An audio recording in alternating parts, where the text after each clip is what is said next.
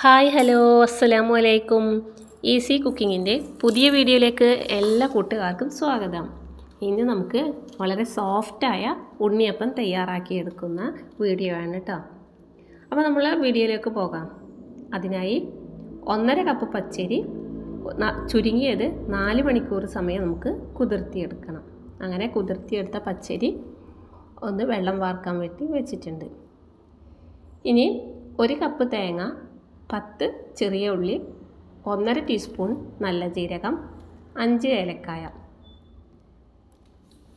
കൂടാതെ നമുക്ക് 1/4 കിലോ ശർക്കര നന്നായി ഉരുക്കി അരിച്ചെടുത്തിട്ടുണ്ട്.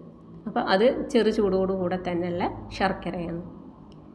ഇനി മിക്സിയുടെ ജാറിൽ ഈ ശർക്കരപ്പാനി ഉപയോഗിച്ചിട്ട് ഈ തേങ്ങയും അരിയും ഉള്ളിയും എല്ലാം കൂടെ നമുക്കൊന്ന് അരച്ചെടുക്കണം.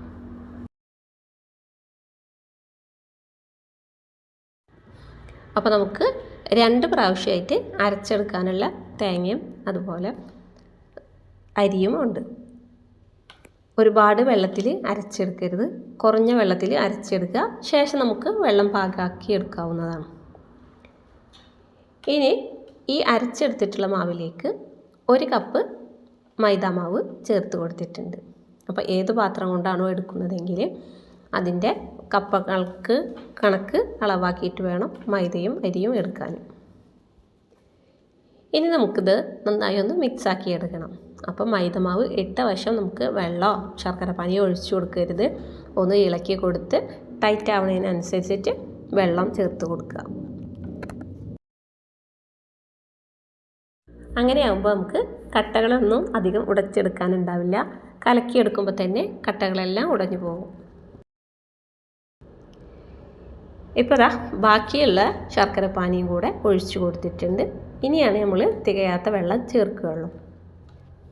നമുക്ക് ഈ രീതിയിൽ മാവ് കലക്കിയിട്ട് 2-3 മണിക്കൂർ സമയം നമുക്ക് റെസ്റ്റ് ചെയ്യാൻ വേണ്ടി വെച്ചിട്ട് ഉണ്ടാക്കിയെടുക്കുകയാണെങ്കിൽ കുറച്ചും കൂടെ മാവ് നമുക്ക് കൂട്ടി ഉണ്ടാവും. കാരണം ഒന്ന് ഇരിക്കുന്ന സമയത്തിനനുസരിച്ച് മാവ് ഒന്ന് കുറുകി വരും. അപ്പോൾ നമുക്ക് കുറച്ചും കൂടെ വെള്ളം കൂടെ ചേർത്ത് കൊടുത്താൽ മതിയാവും. ഇനി ഇതിലേക്ക് നമുക്ക് ആവശ്യത്തിനുള്ള ഉപ്പ് ചേർത്ത് കൊടുക്കാം. ഉപ്പ് മധുരം ബാലൻസ് ചെയ്യാൻ മാത്രമായിട്ട് ചേർത്ത് കൊടുക്കുക. ഒരുപാട് ഉപ്പൊന്നും ചേർത്ത് കൊടുക്കണ്ട. ഇനി നമുക്ക് ഒരു 1/4 കപ്പ് തേങ്ങാക്കൊത്ത് ആവശ്യമാണ്. അപ്പോൾ തേങ്ങയുടെ ചിരട്ടയുടെ ഉള്ളിൽ നിന്ന് തേങ്ങ അടർത്തി എടുത്തിട്ടാണ് നമ്മൾ ചെറുതായി നുറുക്കിയെടുത്തിട്ടുള്ള 1/4 കപ്പ് തേങ്ങാക്കൊത്താണിത്. ഇതിലേക്ക് 2 ടീസ്പൂൺ നെയ്യോ 2 ടേബിൾ ടീസ്പൂണ് വെളിച്ചെണ്ണയോ ചേർത്ത് നമുക്ക് ഇതിനെ ഒന്ന് ബ്രൗൺ നിറമാവുന്നത് വരെ വറുത്തെടുക്കാം. കൂടെ 3 ഏലക്കായ പൊടിച്ചതും അതല്ലെങ്കിൽ ചതച്ചെടുത്ത ഏലക്കായ 3 വലുത് ചേർത്ത് കൊടുക്കാം. ഇങ്ങനെ ചേർത്ത് കൊടുക്കുന്നതിലൂടെ നമ്മുടെ കുഴിയപ്പത്തിന് നല്ലൊരു ടേസ്റ്റും കൂടെ കിട്ടും. അതുപോലെ തന്നെ ഈ തേങ്ങാക്കൊത്തിനും നല്ലൊരു ടേസ്റ്റാണ്. ഈ രീതിയിലുള്ള കളറായി വന്നാൽ തീ ഓഫ് ചെയ്തിട്ട് നമുക്ക് ചെറു ചൂടോടുകൂടെ തന്നെ ഇത് മാവിലോട്ട് ചേർത്ത് കൊടുക്കാവുന്നതാണ്. അപ്പോൾ ചൂടോടുകൂടെ മാവിലേക്ക് ചേർത്ത് കൊടുക്കുന്നതുകൊണ്ട് ഒരു കുഴപ്പമില്ല. എന്നിട്ട് നമുക്കിത് ഈ തേങ്ങാക്കൊത്ത് എല്ലാ വശത്തേക്കും എത്തുന്ന വിധത്തിലൊന്ന് ഇളക്കി യോജിപ്പിച്ചെടുക്കാം. ഇങ്ങനെ നമുക്ക് 1.5 കപ്പ് പച്ചരിയും 1 കപ്പ് മൈദാമാവും ഉപയോഗിച്ച് 150 ഉണ്ണിയപ്പത്തോളം ചുട്ടെടുക്കാം. ഇനി ഈ മാവിൻ്റെ അയവ് എന്ന് പറയുന്നത് നമ്മുടെ ദോശയ്ക്ക്, ഇഡ്ലിക്കല്ല, ഇഡ്ലി മാവിനേക്കായും ഒരിത്തിരി ലൂസാണല്ലോ ദോശമാവ്. ആ ദോശമാവിൻ്റെ കനത്തിലാണ് ഈ മാവ് ഉണ്ടായിരിക്കേണ്ടത്. അപ്പോൾ നമുക്ക് ഈ ബാക്കി വെള്ളം നമ്മൾ ചേർക്കുന്നത് നമ്മുടെ ചട്ടിയെല്ലാം ചൂടായ ശേഷമാണ് കേട്ടോ. ഇനി അപ്പച്ചട്ടി നന്നായി ചൂടായി വന്നിട്ടുണ്ട്. അതിലോട്ട് കുഴി മുങ്ങിപ്പോകുന്ന വിധത്തിൽ മാത്രം എണ്ണ ഒഴിച്ചു കൊടുക്കുക. കാരണം അപ്പം ഒഴിച്ചു കഴിഞ്ഞാൽ മുകളിലോട്ട് വെളിച്ചെണ്ണ പൊങ്ങിപ്പോകാതിരിക്കാനാണ്. ആദ്യം നമുക്ക് ഒരു കുഴിയിൽ കുറച്ച് മാവ് ഒഴിച്ച് മാവ് നന്നായി പൊങ്ങി കിട്ടുന്നുണ്ടോ എന്ന് നോക്കുക. കാരണം ചട്ടി ചൂടായിട്ടുണ്ടെങ്കിലാണ് മാവ് നന്നായി പൊങ്ങി കിട്ടുള്ളൂ. അങ്ങനെ ആ രീതിയിൽ നോക്കിയപ്പോൾ മാവ് നന്നായി പൊങ്ങി വന്നിട്ടുണ്ട്. ചട്ടിയിൽ നിന്നും ഒട്ടിപ്പിടിക്കുന്നില്ല. ഇനി നമുക്ക് ഓരോ കുഴിയിലും ഓരോ തവി മാവ് ഒഴിച്ചു കൊടുക്കുക. മാവ് ഒഴിക്കുമ്പോൾ കുഴി നിറയെ മാവ് ഒഴിച്ചു കൊടുക്കണ്ട. മാവിൻ്റെ അരഭാഗത്തിൽ നിന്നും, അതായത് ഏകദേശം 1/4 ഭാഗത്തോളം മാത്രം മാവ് ഒഴിച്ചു കൊടുക്കുക. അപ്പോൾ കുഴിയുടെ മുകളിലേക്ക് അത്രത്തോളം പൊങ്ങി കിട്ടും. അങ്ങനെ പൊങ്ങി വന്നാൽ ഇതുപോലെ കുഴിയിൽ നിന്നും വേറിട്ട് ഇതുപോലെ ഇങ്ങനെ തിരിഞ്ഞ് കളിക്കും. നമ്മുടെ കുഴിയപ്പം ഒഴിക്കുമ്പോൾ തന്നെ നന്നായി പൊങ്ങി കിട്ടിയിട്ടുണ്ട്. ഇനി ഇതുപോലെ ചട്ടിയുടെ സൈഡിലോട്ടോ അതല്ലെങ്കിൽ ആ കുഴിയിൽ തന്നെ തിരിച്ചും മറിച്ചും ഇട്ടിട്ടതിനെ 2 സൈഡും ബ്രൗൺ നിറമായാൽ വറുത്ത് കോരിയെടുക്കാം. പിന്നെ ഒരു കാര്യം, പുതിയ ചട്ടി ആയിരിക്കുമ്പോൾ നമ്മൾ മാവ് ഒഴിച്ചാൽ ഒട്ടിപ്പിടിക്കാൻ വളരെ അധികം സാധ്യതയുണ്ട്.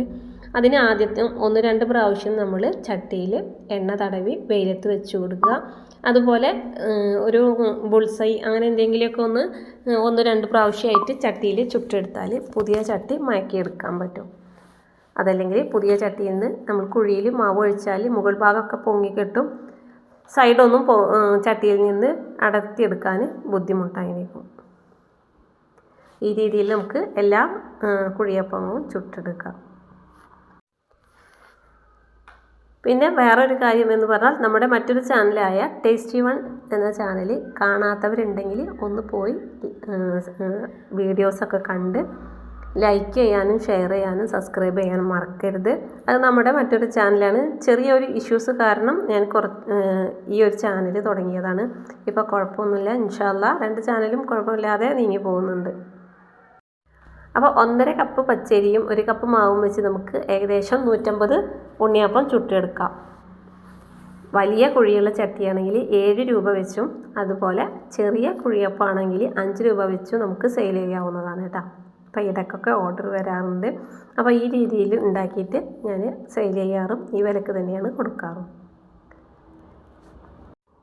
അപ്പോൾ വീഡിയോസ് ആദ്യമായിട്ട് കാണുന്നവരാണെങ്കിൽ ഒന്ന് സബ്സ്ക്രൈബ് ചെയ്ത് ലൈക്ക് ചെയ്ത് ഷെയർ ചെയ്ത് എന്നെ സപ്പോർട്ട് ചെയ്യണേ. നമ്മൾ പച്ചരി വെച്ചിട്ടാണ് ഈ ഒരു കുഴിയപ്പം തയ്യാറാക്കിയിട്ടുള്ളത്. ഇതേ രീതിയിൽ തന്നെ വറുത്ത അരിപ്പൊടി വെച്ചും നമുക്ക് 1 കപ്പ് മൈദ ചേർത്തിട്ട് കുഴിയപ്പം ഉണ്ടാക്കിയെടുക്കാവുന്നതാണ്. റവ കൊണ്ടും ഉണ്ടാക്കിയെടുക്കാം. അപ്പോൾ നമ്മളെ വീഡിയോ കണ്ട് ഇഷ്ടപ്പെട്ടെങ്കിൽ ലൈക്ക് ചെയ്യുക, ഷെയർ ചെയ്യുക, സബ്സ്ക്രൈബ് ചെയ്യുക, തൊട്ടടുത്ത് കാണുന്ന ബെല്ലൈക്കൻ കൂടി ഒന്ന് ക്ലിക്ക് ചെയ്ത് തന്നെ സപ്പോർട്ട് ചെയ്യുക. അങ്ങനെ ഈ രീതിയിൽ എല്ലാ ഉണ്ണിയപ്പവും നമ്മൾ ചുട്ടെടുത്ത് കഴിഞ്ഞു. അപ്പോൾ ദാ നമ്മുടെ ഉണ്ണിയപ്പം നല്ല സോഫ്റ്റാണ്, നല്ല ടേസ്റ്റിയാണ്. അപ്പോൾ ഉണ്ടാക്കി നോക്കാത്തവരാണെങ്കിലും എളുപ്പം ഉണ്ടാക്കാനുള്ള അറിയാത്തവരാണെങ്കിലും ഈ രീതിയിലൊന്ന് ഉണ്ടാക്കി നോക്കുക. കൂടുതൽ ഇൻഗ്രീഡിയൻസ് ഒന്നും വേണ്ട, എല്ലാം നമ്മളെ വീട്ടിലുള്ള സാധനങ്ങളാണ്. ഇൻഷാ അല്ലാ പുതിയ നല്ലൊരു വീഡിയോയുമായി വരാം.